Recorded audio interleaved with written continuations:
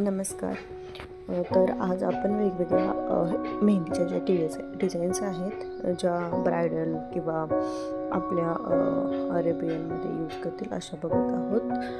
तर आजचा व्हिडिओ थोडा मोठा बनवलेला आहे मी.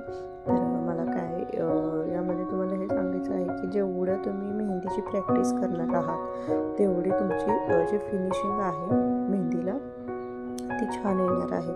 कारण तुम्ही रोज एक पॅटर्न कमीत कमी रोज एक पेजवरती पूर्ण पेज भरून तो पॅटर्न तुम्ही जर डिझाईन करणार तेव्हा तुमची फिनिशिंग छान येईल आणि त्यामध्ये तुमचं काय चुकतं ते तुम्हाला लगेच समजेल. एकदा एक बेसिक जरी बेल्ट किंवा बेसिक एखादा फ्लावर जर तुम्ही काढणार असेल तर तुम्हाला एकदा काढल्यानंतर त्याची फिनिशिंग आणि 10 किंवा 15 वेळा काढल्यानंतर त्याची फिनिशिंग यातील दोन्हीमधील तुम्हाला जे बदल आहेत ते तुम्हाला स्वतःहून समजतील.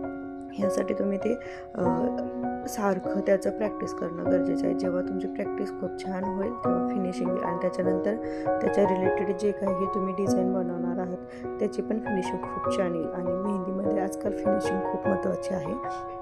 तर आधी एवढं काही वाटत नव्हतं, बट आता फिनिशिंग खूप गरजेचं आहे मेहंदीमध्ये.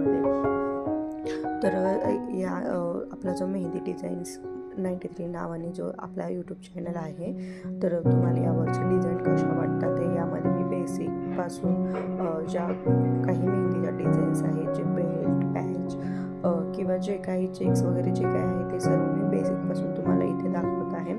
तर जे कोणी नवीन शिकणारे आहेत, ज्यांना मेहंदी शिकायला आवडते, बाहेर जाऊन शिकायला वेळ नाही आहे, बाकी तुमचं काही अजून काही प्रॉब्लेम्स असतील तर तुम्ही हे फ्रीमध्ये घरी बसल्या तुम्ही तुमच्या वेळेनुसार शिकू शकता.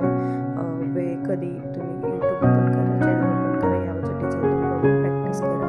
काही शंका असतील तर तुम्ही मला कमेंटमध्ये विचारा. तुम्हाला हे सगळं व्हिडिओ कसे वाटतात हे पण मला सांगा आणि तुमचं काही नवीन जर कन्फ्युजन असेल ते हे विचारू शकता.